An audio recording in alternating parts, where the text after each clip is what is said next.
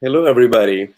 I'm very excited today for another episode of our EQ show that happens every Tuesday. And every Tuesday, if you're not familiar with this format, we talk about a different topic, and we have different guests coming to be part of the conversation. Today is an especially interesting topic for me. I think we're going to talk about well-being, and Josh and I were chatting about what does it mean to talk about well-being and to work on well-being, and we were talking about the fact that 6 Seconds has been working on well-being and emotional well-being for since the start of 6 Seconds in almost 23 years ago, I believe. But today we're confronted with the reality that what does it mean to have well-being when there is social injustice, and how different is well-being for each one of us? What is the concept? What is the thing that we aspire, we can see, and we can hope for right away? And I think it's going to be there is a lot of work to be done for people to be able to be on the same page on what is the well-being that everybody can aspire to, and instead of having to fight for. It's our right to be able to be in the same level. I hope I did justice to this introduction, but I'm really excited about this topic. Please stick around. We're gonna play a little video, and then I'm gonna hand it over to the panelists. Welcome. Emotions are everywhere. So how can we be smarter with our feelings? The answer is emotional intelligence, or EQ. We're delighted you're watching, because at 6 Seconds, we're working towards 1 billion people practicing the skills of emotional intelligence.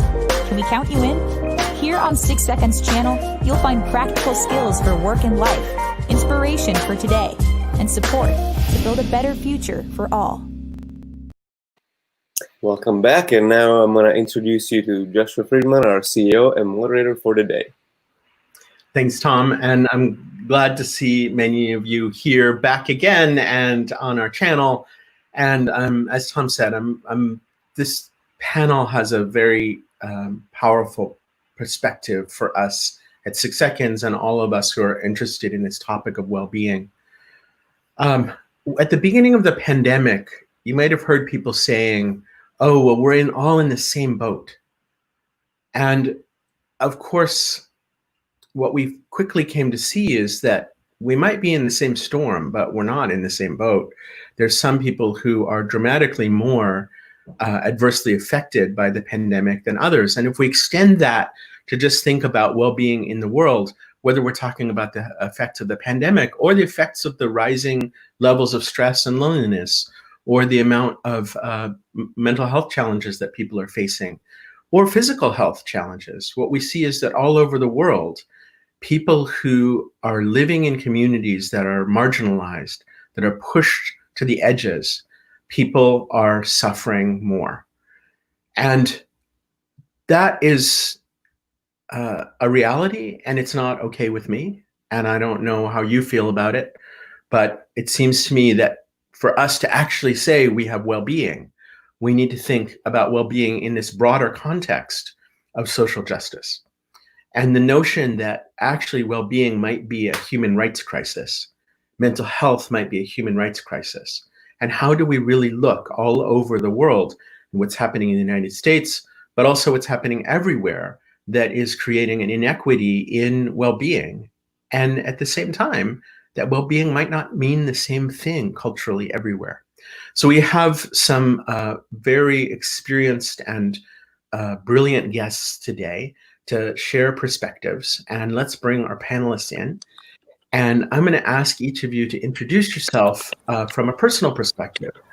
What's one aspect of well-being that you are personally working on or maybe even struggling with?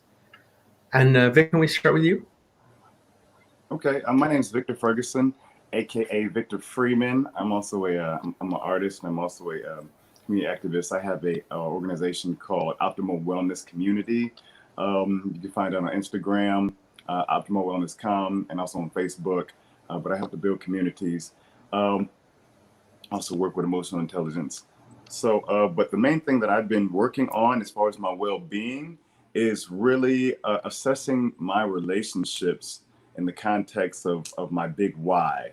My big why is, helping to pretty much like, how can I help the community improve with love and empathy. So yeah, it's just, kind of reevaluating my relationships with that. That's what I've been working on a lot.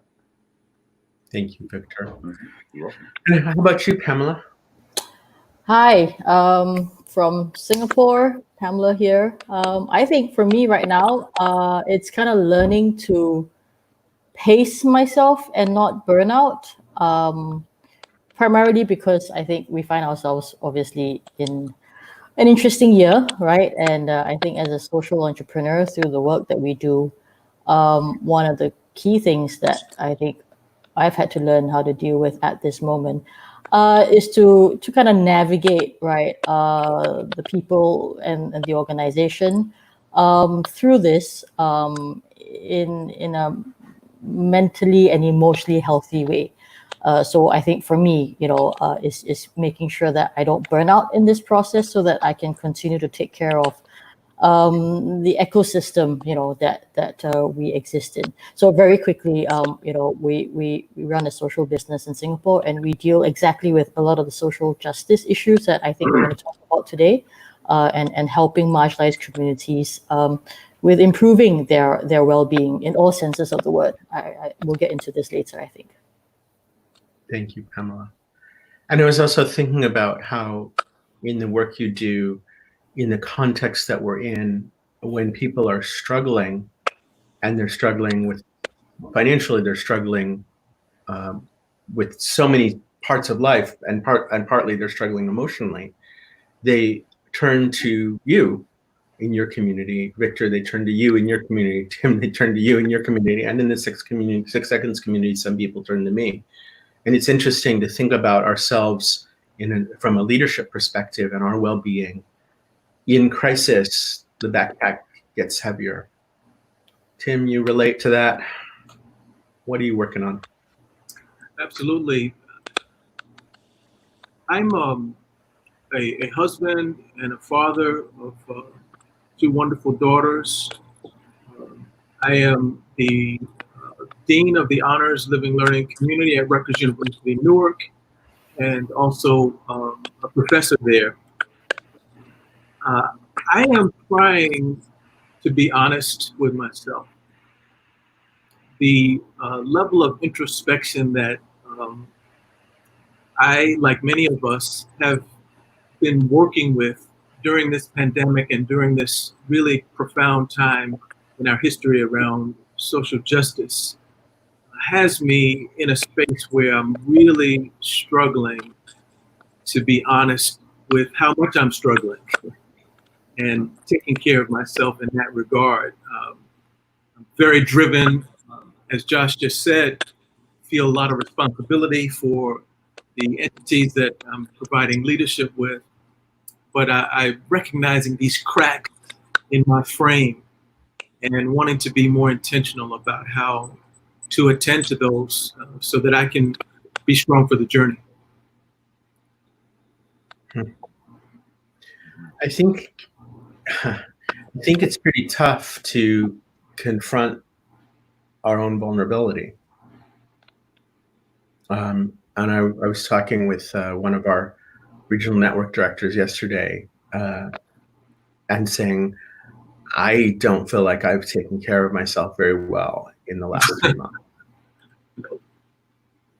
And it's interesting how in crisis, everything is magnified. Inequities are magnified. Self-sacrifice might be magnified. I don't know, self-sacrifice isn't the right word for it for me. It's lack of enough self-compassion to really take care of myself, I think is what it really is for me. Well, let's get into this a little bit further from a personal perspective. And by the way, all of you who are watching, we would love to hear from you. Where is your struggle in well-being right now? Or maybe it's not a struggle. I don't know what that'd be like. Maybe it's just wonderful. What's going on for you in your well-being right now, and particularly your emotional well-being? What I would like to touch on or explore a little bit is your own cultural identities and your lived experiences. And how does your culture and what that shaped or meant for you, how does that change your experience of well-being? Who wants to go first? That's a big question. Okay, I can go. Ladies first. Ladies Go first. for it. Well, I think that's a really nuanced question, because your lived experience and your identity, I think it really depends on kind of like, I'm a woman, I'm a daughter, right? I'm a sister, I'm an entrepreneur, I'm in Singapore, I'm majority ethnic Chinese, right? In another country where I've lived, I'm minority ethnic Chinese. And right now I am also a social entrepreneur. So I kind of feel like different aspects of well-being kind of changes according to your lived experiences as you go through the journey of life, right? And the identity that dominates your existence at that point in time is what informs the idea of well-being, right? I mean, the definition of well-being, I think, is very wide. So I kind of feel like at this point in time, my definition of well-being for myself and then for the people around me changes and morphs, right? As our lived experiences also change. Does that make sense? Makes a ton of sense to me. And I think one of the things that you bring up that's important here is that we don't have a culture, right? We have layers and layers of, and we don't have one identity. Yep. We have layers and layers of culture and layers of identity. And I think, Pamela, you said sort of at different stages of our lived experience, that different things surface. Yep. For me, I hardly ever identify as Jewish, but you know, when my grandmother died and we're doing her service, I was Jewish. It's like, so different aspects of self maybe come forward at different times. Victor, Tim? Absolutely. Okay, so let's see, different aspects. So I think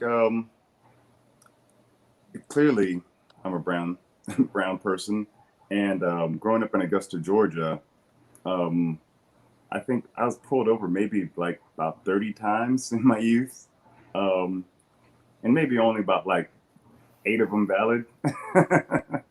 But it was a situation where like I just had to kind of deal with the police a lot, and I understood a lot about social interactions as far as my well-being and being able to control my emotions.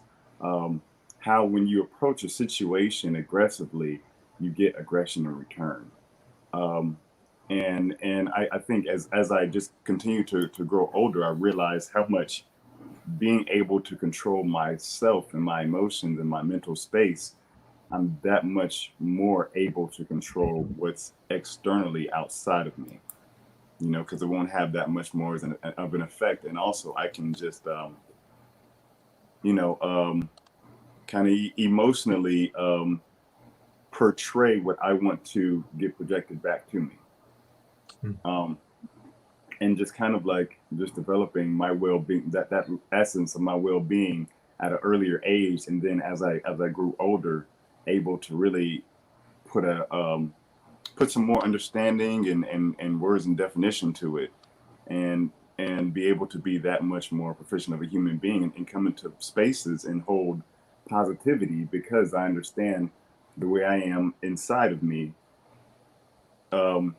helps to attribute to what's outside of me. Victor, you used the word control. Mm-hmm. And I'm curious, Tim, how that word lands with you when you think about emotions and your way of relating in the world. Yeah, I'm really kind of stuck on this question about how my identity affects my well-being. I will touch on control, Josh, but I would just say that my identity, I think, pushes me to be in a space of resilience And as a Black man, I have experienced much of what Victor alluded to. I know we could go on and trade stories, but the response of my orientation family was to, and here's control, Josh, was to tool us with strategies and approaches that would help us to recognize the position of beauty and strength that our identity connects us to, that we walk in a legacy of power and love, and that instead of diminishing myself to those negative, disparaging social dynamics, it is my responsibility to draw back to my sister Harriet or my brother Fred and to walk in the power and the legacy of that resilience, and to use that as a way to pepper this world with love. You know, every time I hear something about your family, I become more and more eager to meet your parents. You got to meet them, Josh. They would love to meet you, and you, Pamela, and Victor as well. I think that I don't know. I'm just blown away by what you just talked about. That sense of seeing yourself in this way as a power of love and a power of history and a power of meaning and meaning. And wow, what can you imagine a world where we all grew up like that?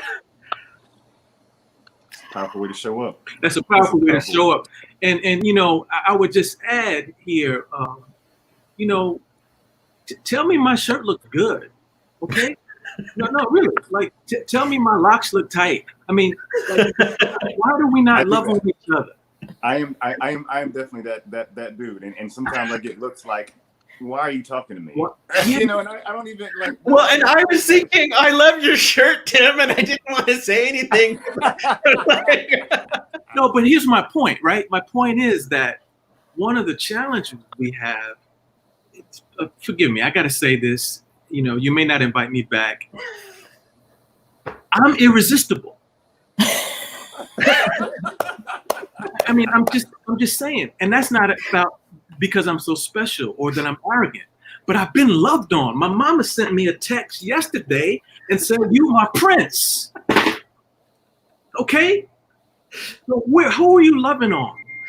How are we encouraging each other to see our beauty so that we can stand up, so that we can connect it to the resilience of who we are? Why are we so intimidated by somebody else or trying to get what they have? We need to be in a different space if we're going to be healthy and in this well-being space. Wow. So Josh, I'm going to steal Tim from you, right? So that he can talk to some of the kids that we work with, right? Because this is exactly it. We're going to talk to them. Yeah. So we work with a lot of marginalized youth, and they come from places of very little love, right? And that influences the message of who they are, right, and who they will become. And we find that so much of our work is about helping them see who they are, right? And to give themselves love that they didn't get, maybe, right? And for other people to show them that they can be loved and they will be loved, and in that they can achieve great things in their life, right? So in all this inequity and in injustice that we talk about, it does really start from giving the right message and the right story for the individual. Hey, Pam, that has nothing to do with money either, right? No, very absolutely little. not. No. I'm sorry. I shouldn't say nothing to do. It has very little. There are a lot of very wealthy people who are, yes. Yeah. I mean, the money and income and success in life, or the definitions of success, that's a different bucket, right? It's important. It's connected. But shame, yes, is a big part of this story. And the sense of I struggle with this word, marginalized, pushed to the edges. And Pamela, could you just explain the population that you work with a little bit? Even the word population pushes my buttons. Who are some of the people you work with? I think the social program that we focus on works with youth at risk. So school dropouts, so they've fallen through the cracks of a very intense education system here. Very.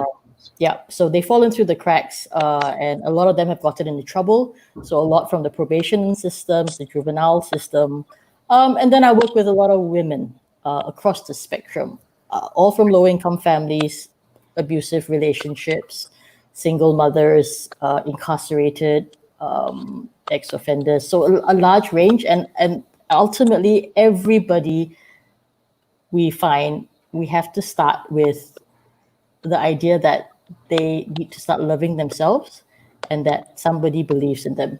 It doesn't matter who they are, where they've come from, it's fundamental. And when you change that, when you start to change that narrative, then everything else changes from there. It's powerful. That is powerful. I'm just curious, and I guess it's for everybody, because I have my own methods, but I'm just curious, what are the top 3 things that you guys use in order to help people to build self-love within themselves? Because I just think self-love is it really is that the epicenter of transformation and confidence and just being an able human being, you know? I mean, speaking for myself, I alluded to this earlier. So a lot of times self-love feels kind of far away from me. But what I'm learning is to feel connectedness. And, you know, if I can feel feel that I'm part of something bigger than me, then because I care about the world, because I care about others, because I care about purpose, then it gives me a doorway to care more about myself without feeling selfish. I think for me, it's actually rooted in privilege and guilt about privilege. Wow. And if I love myself too much, then, you know, that's just arrogant. Wow. That's deep. Hey, Victor, I want to jump in here. Although we should just let the air clear a little bit after that profound message from Brother Freeman. For me, my faith practice is critical. I fall apart without my faith practice. I know that's not the case for everyone. Which for is me and my orientation, that's where I come from. And I'm not trying to proselytize. I'm talking about Tim Eatman, right? Yeah. And I understand myself to be a uniquely created being that can accomplish things in the world that nobody can accomplish. I'm still in affirmation. And for me, the root of my self-love, I can have all the positive affirmations, and the root of my self-love is that my concept that I was created in this love space. And the journey I have in socialization in this human context is to push back against the messages that tell me I'm not what I was created to be. So you asked something very deep. I just scratching the surface here, but it resonates really powerful what Josh just said about awareness, about what it means to be able to be loved, and even as you're privileged, because when you understand yourself to be created like that, that's a kind of a privilege. I love that. Well, and Tim, for your students, and you work in a very interesting university where you've been part of a major shift of this prestigious university. It's a state university, but it's a prestigious university. And it's been a shift from lots of people from far away of the city coming to this campus to now lots of people from this city being in this campus. And your students where are they in their sense of being magnificently created and loved? And brother, you know, I had to put the cap on because there's so much to say. Rutgers University, Newark is a very special place. And the work that we are doing honors living learning community. is designed to reconceptualize what honors is, and to say that if we're being truthful about what honors is, it's not just scoring high on a standardized test. That's good, right? But that doesn't mean you are going to be the kind of leader that we need for a strong democracy. We put into the factor commitment to community, resilience, social justice, critical thinking, creativity, all of that. And I'll stop there because I could go far along on that journey. But I would only say that those young people that we are working with, we're not doing them a favor, Josh. They are doing us a favor by stepping up to the plate as we invite them to put our hands to their back and to push them along the journey of awareness that will lead them to understanding their self-love and their well-being. Wow. I think well, with creativity, I think is a very undervalued aspect of self-love, because I think creativity from who you are really gives an ability to, one, have your own voice and build that confidence that you can actually manifest stuff from yourself. Like, that's how powerful you are. And I think just having your own essence be whatever it is, whether you're, I've seen a lot of people gain that creative confidence that leans towards self-love with playing a djembe or maybe or singing or rapping. But that to find your voice through creativity, I think, is a powerful road to self-love. Can I just pick up on that really quickly? Because it'll take me back to my students as well, right? 98% of my students, regardless of their major, their biology or sociology or psychology, they're artists, Victor. Mm-hmm. And it's their voice that comes through in their movement, in their spoken word. Mm-hmm. In fact, they started a thing a couple years called the Healing Sounds of Newark, where they gather the community together in our jazz club on campus. We are a unique campus, Josh. We've got a jazz club. And in that space, they're, sharing original pieces, that affirm their power around social activism and social justice. And it doesn't matter what their major is. That artistic piece is in play, Victor. So I really want to just co-sign on what you're saying about the importance of the arts. That's beautiful. And as a way of connecting people with themselves, with each other, with their history. You're right. Yeah. And that kind of goes back to what you said earlier, Josh, about connecting with each other through the arts. Like that's really dope. And Pamela, in your context, I imagine for many of the people in your program, they are quite disconnected from community, quite disconnected from history and from self. So are you going to get a jazz club going in the coffee shop? Yeah. I would love that. Just find a way to pay for it. Yep, for right. Sure. But yeah, I mean, we talk about creativity, right? And self-expression. I mean, even just learning and being able to make a cup of coffee that tastes great with the latte art on it, it's different, obviously, right?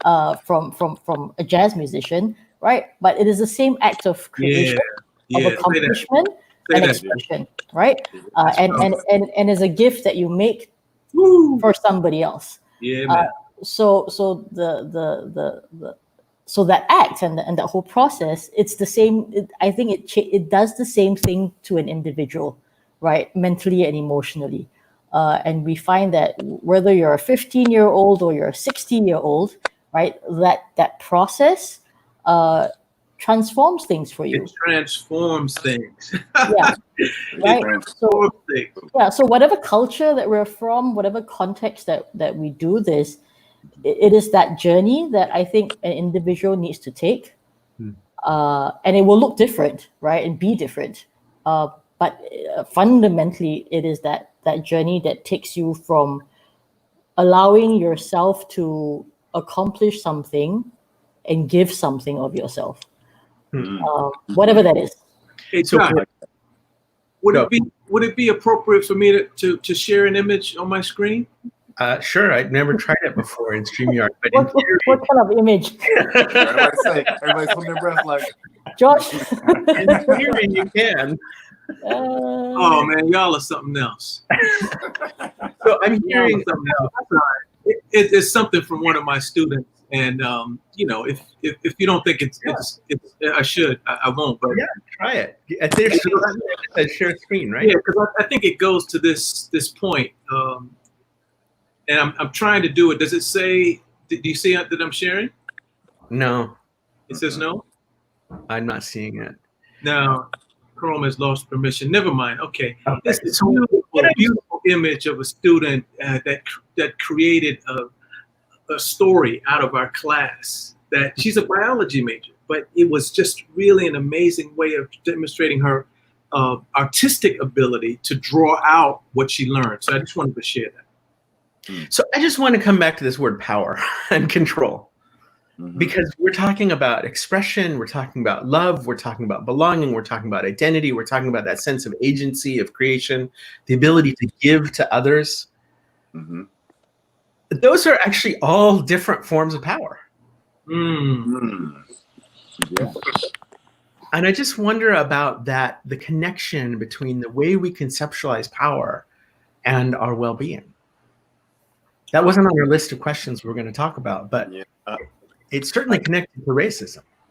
I definitely believe when we realize that the bulk of power comes from ourselves, which we kind of tap into when we practice, self-love and we practice discipline of our will, and gaining confidence through accomplishments.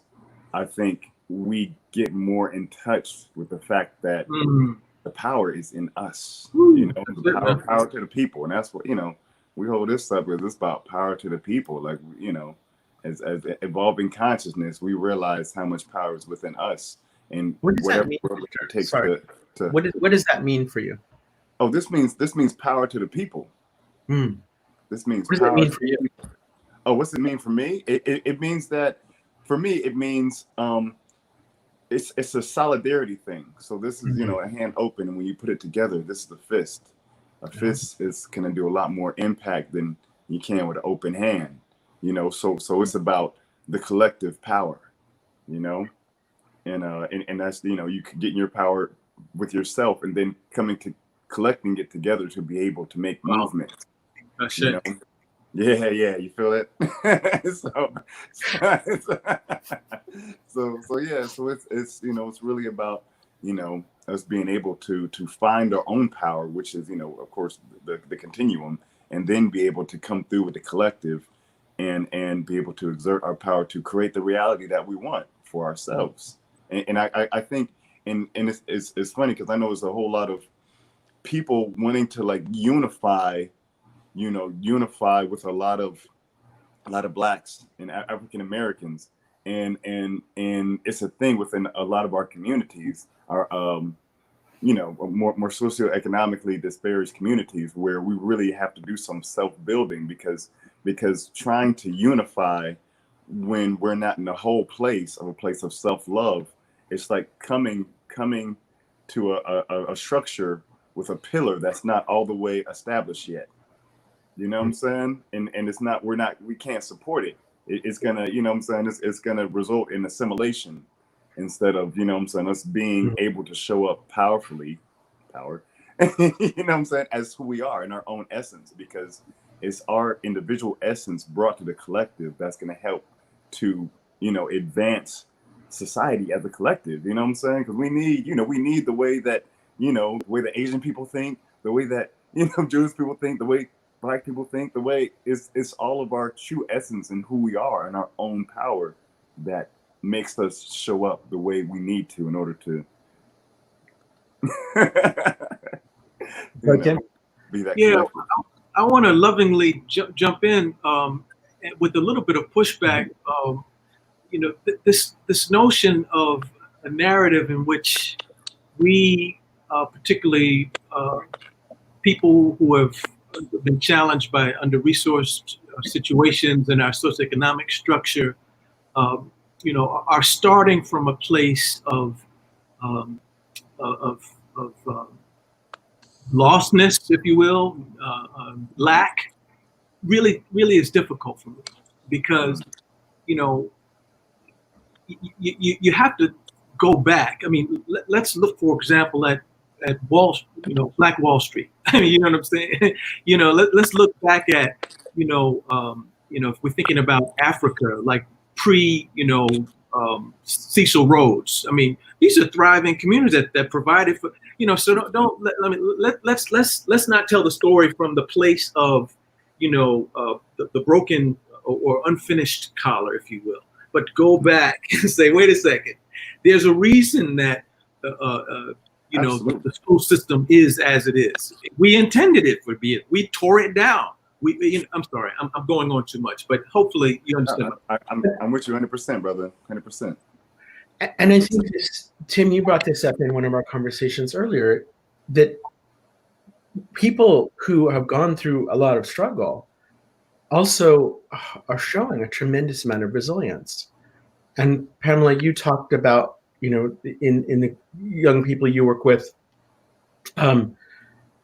what is it for you? What is the connection between this kind of place of struggle and place of resilience?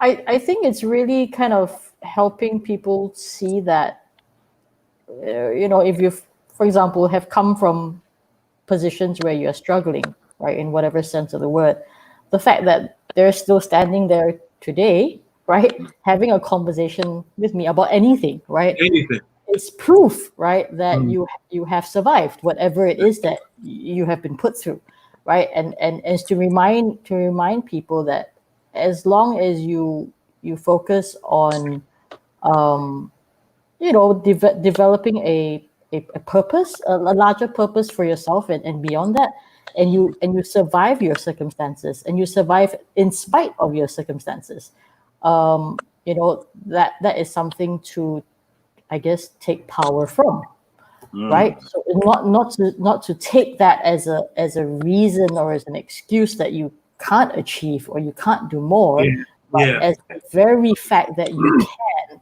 Yeah.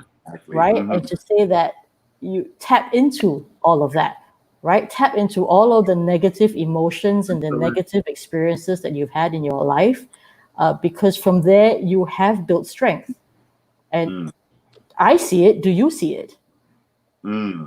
Right? And a lot of times people need to realize that whatever you've gone through, I see you. Do you see yourself? Right? And when they start seeing themselves in whatever shape and form that might look like, then they can start to create this picture of who they could become. Right? And I think that's yeah. I love it. There's no progress without struggle. Yeah. I just want to take a moment and share some of the comments in the chat. I've been totally remiss because I've been so caught up in what you're saying here. But Elizabeth was echoing this point about self-love. And Yoshi, I think that this is important, this piece about creativity we talked about. And I loved, Yoshi, this comment that you made earlier about there's all manner of places and some of them are unseen. And sometimes we feel unseen. And I think that's maybe part of this work, is to see ourselves and see each other. And John, I think this is really important about this gratitude. And for me, like just going outside and looking at a flower, it sounds cliche, but it shifts me into a different place. So a lot of amazing comments in the chat here. Tim has something to add. Go. Yeah, I don't mean to be provocative, but you don't. Actually, I do. I guess what I mean to say is I don't mean to be dramatic. My wife is always telling me, "Baby, don't be dramatic. People don't, Yeah. And this is really somber and it's real. Okay. I watched the video of the 8-minute and 46-second murder of George Floyd. And I did so embarrassingly without even flinching. Mm. Mm. And I didn't turn away. And what I realized is that was a alert to me that something about my humanity is slipping. Mm. Something about my self-care and self-love is slipping. And so in this journey, I'm not proud of that, but what I did is I got together with some brothers and we cried together. Do you follow what I'm saying? And we loved on each other, right? And we named it what it was, the murder, right? And this is what I was saying earlier. I'm going on too long about being honest with myself. Mm. I got this narrative, everything's cool. It's not cool. You know, they came up in Botham Jean's house and shot him in his living room. This is not, you know, some people break their fingernail and we want to call them, say they're traumatized. Anyway, I'm going on too long, but I wanted to really surface some of that sort of disorientation around the narrative and the practice, at least in my own experience. I'm sorry. Please don't be sorry. And I think this is actually really a central theme that we wanted to talk about today is emotions are there for a reason. Mm-hmm. And we have come into a place in the world now where we've taken on this story that we should push aside feelings, and feelings are negative. And I think, you know, you can each speak more clearly about the cultural context that you come from. But what happens when we detach from emotion? You know, what happens when we can watch somebody being murdered in front of us and we don't feel it? Yeah. You know, and what happens when we are in society, you know, in Singapore, where we like go down the street and our worth is in the shop windows and we don't feel it. We don't feel it. So how do we reconnect with this emotional experience of the struggle that we're in?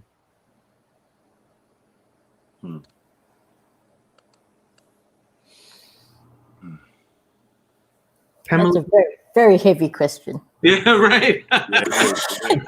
You're the weight in the room, virtually. Yeah. Well, Pamela, you are in an interesting cultural context there where there's a lot of mixture of culture and a lot of stories about emotions. Yeah. So what what we don't talk about. I think the racial question I think is interesting because I think we in this culture and our context I think have often prided ourselves for being multiracial, multicultural, but make no mistake, there is inherent racism, right, in a lot of our narratives about ourselves and each other. And I think the challenge, right, is that we don't know how to talk about it. That, for me, has been my own personal struggle, actually, during this period. Because the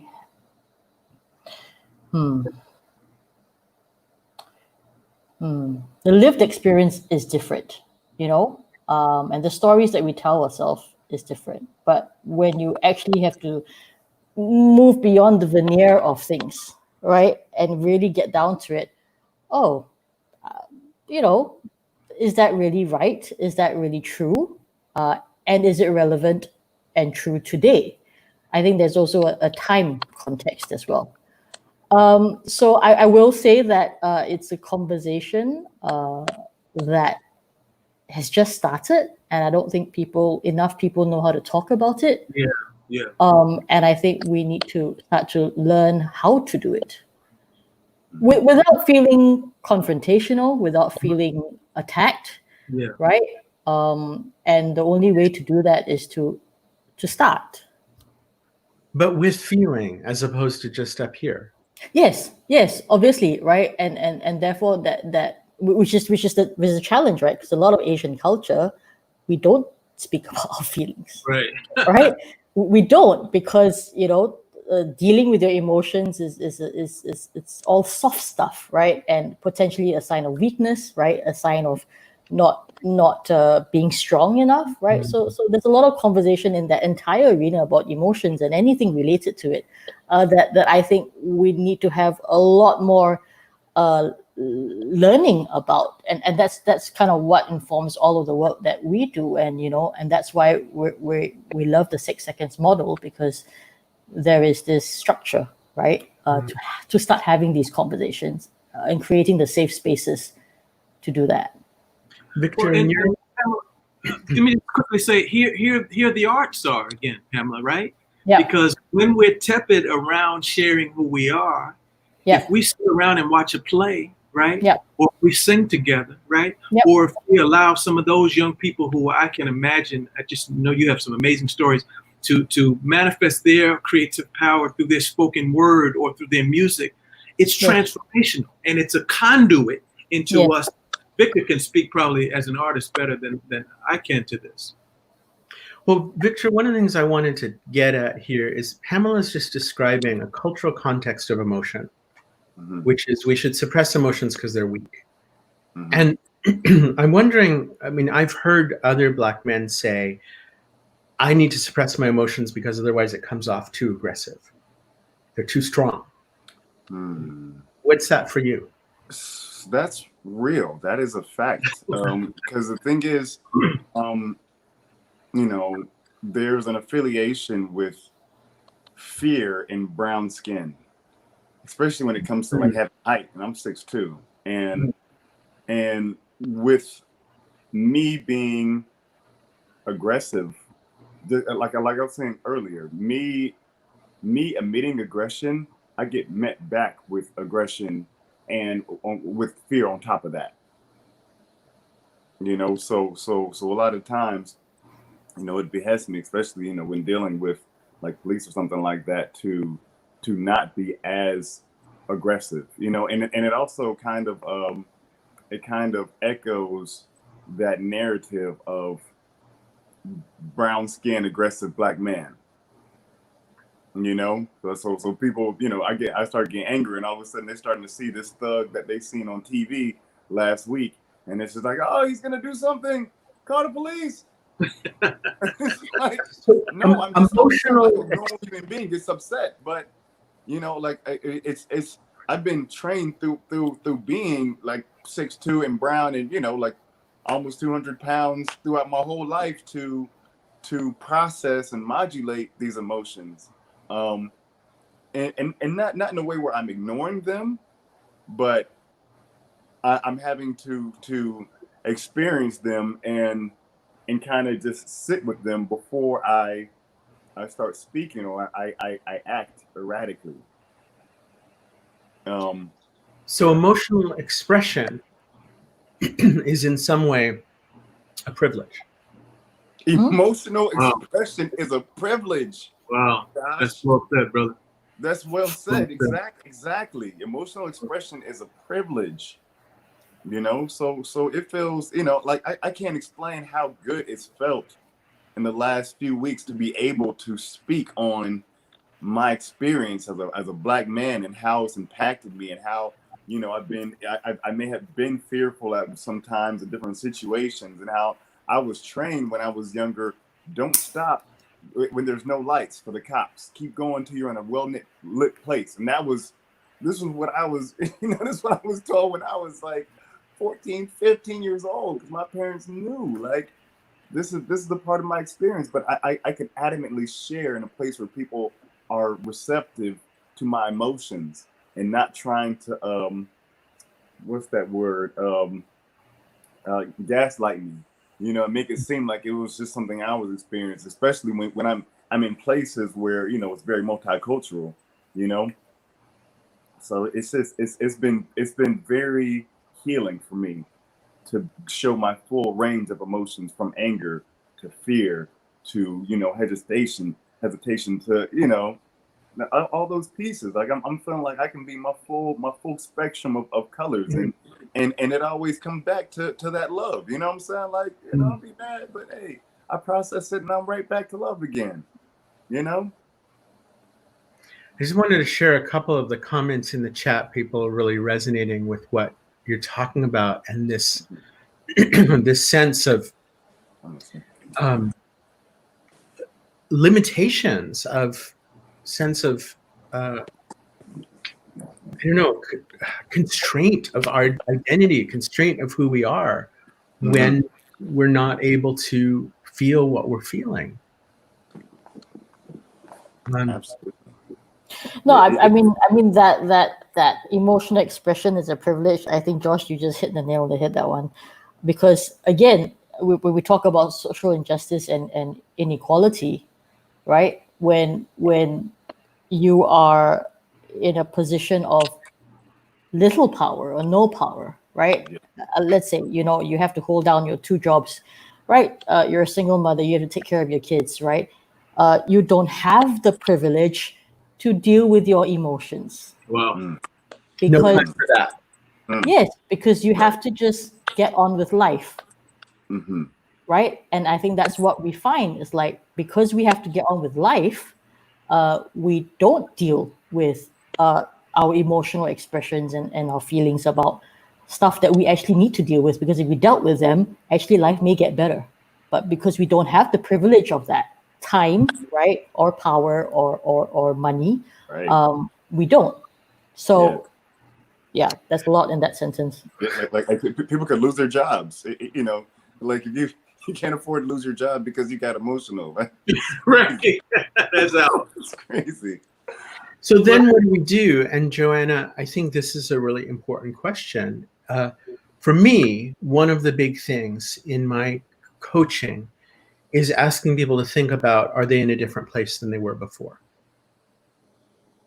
Right? And so a lot of us have learned things at some time in the past, and maybe we couldn't express our feelings, but now maybe we're in a different place.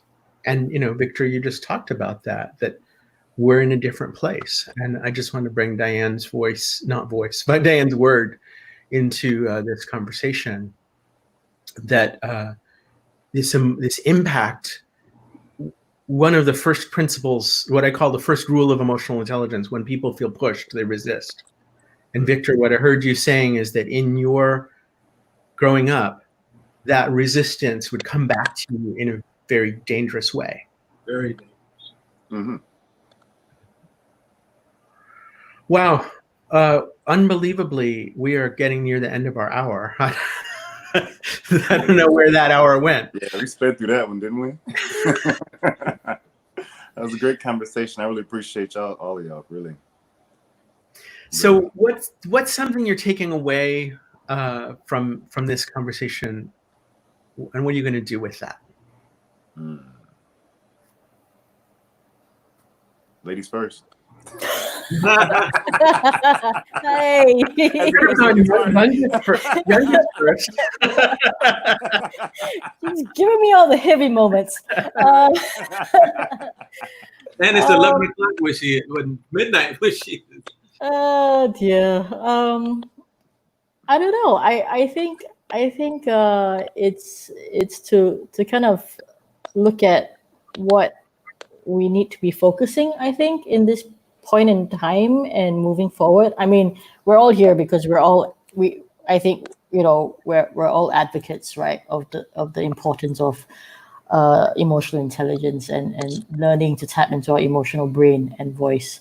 So I just think that we need to continue to do this, continue to have loud dialogue and conversations, and so that we can get more people to understand how important it is to me, human civilization moving forward, right? As a solution to some of the inequities that we face that are increasing and enlarging. So yeah, we're in a point of, hopefully we're in a point of change right now. and hopefully it's going to be a change for the better. And I think that's an important piece, Pamela, is bringing. Can we bring people more together in this moment? Tim, I was thinking about many years ago, I was at a conference. I was chairing a conference on emotional and spiritual intelligence in Dubai. And I really felt like a fish out of water in many different ways. But I was, anyway, that's a long story. But somebody said this thing there, which is, what if emotions are the voice of God inside you? And given what you were sharing about your faith, I'm just curious, how does that land for you? Yeah, that would be scary to me, because some of my emotions just ain't right. So there's that. But it does lead me to this invitation for a takeaway. And I'm reminded by this conversation about the importance, Josh, of us tuning in to both sides, right? Dysfunction manifests in thinking that you're more than, as well as thinking that you're less than. And both of those need to be addressed. We sometimes forget about the victims, some of the victims of white supremacy, which are white folks who think they're more than, which is inherently dysfunctional.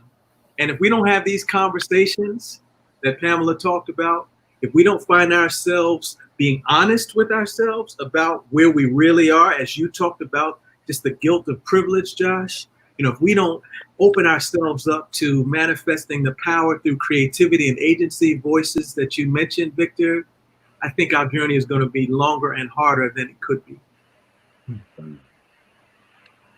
I'm just thinking about this. I'm on a theme today of power, and I'm just thinking about the power of emotions. Neurobiologically, literally, emotions are energy. Yes, sir. Right? They're information. I'm just thinking about what happens when we're able to find voice and find agency, and that maybe tapping into emotions is actually a source for that, for people of whatever race, whatever lived experience. When you feel invisible and when you feel silenced, maybe there's emotion there waiting to come up for you as a form of voice, as a form of power, as a form of creativity. I agree. I did want to take a little stab at that. The kind of what has the space done for me, and I think I think in realizing how much of a jewel of a space we're in, where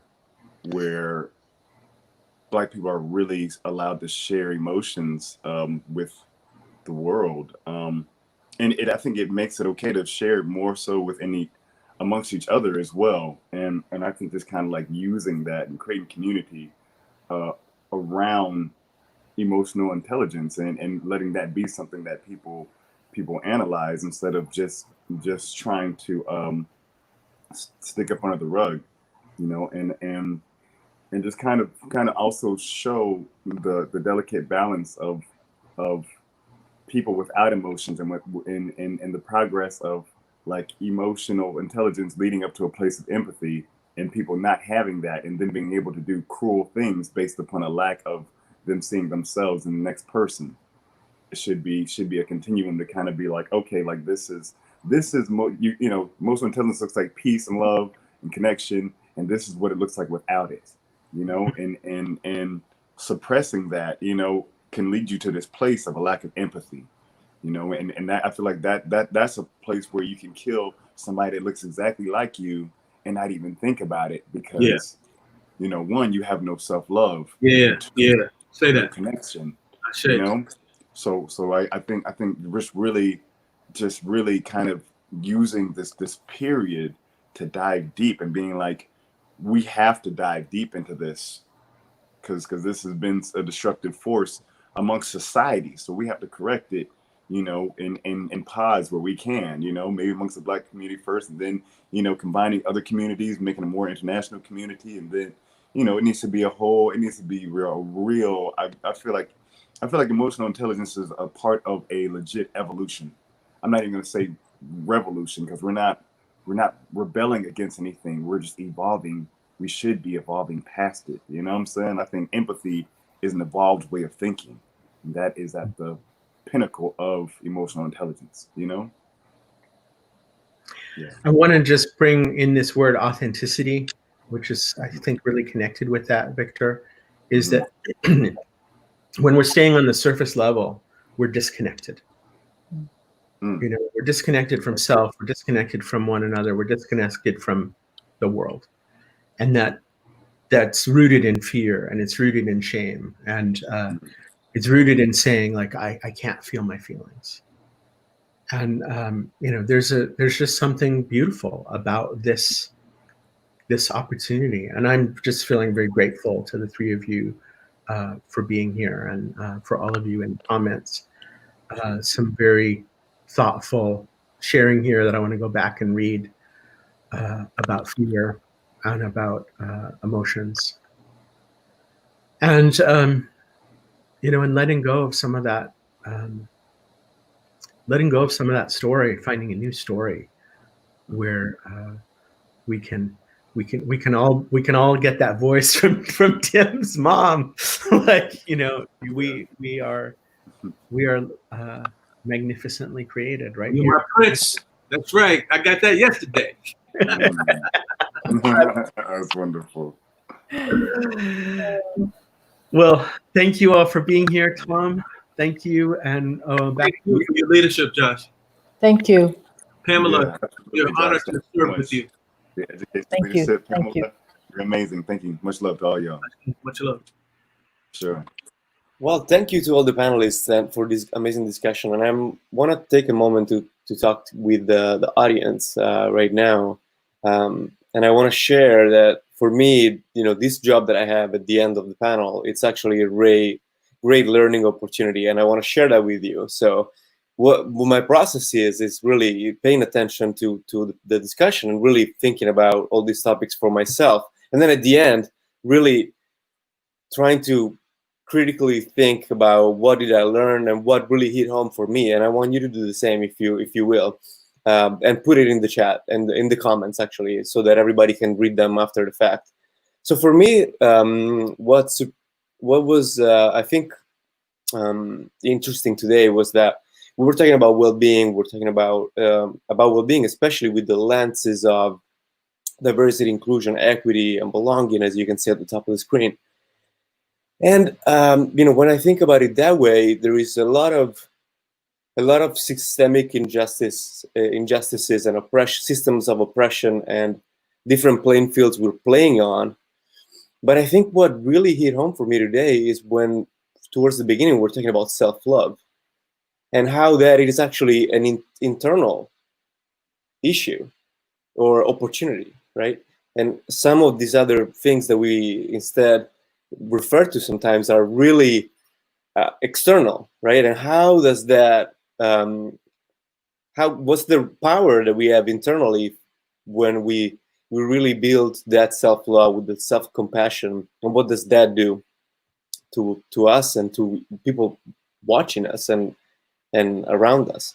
And so on that note, I think the question I'm left with that I'm going to think about later is about emotional expression, and how, given that it's a privilege, what can we do given the situation that is different for each one of us? How can we deal with this idea that emotional expression is a privilege? What can we do to make it so that it's not? And what can we do in our own spaces to express ourselves to the point that it feels safe and we can do it? What can we do to make that happen? So I just want to leave you with that question, and please let us know in the comments what you took away from this discussion, and thank you again. If this was helpful, would you please comment, like, share, and subscribe? The Emotional Intelligence Network is your community to grow and practice EQ. At 6 seconds, that means being smarter with feelings. And we're here to provide practical, proven EQ tools so workplaces, schools, and people can thrive everywhere in the world.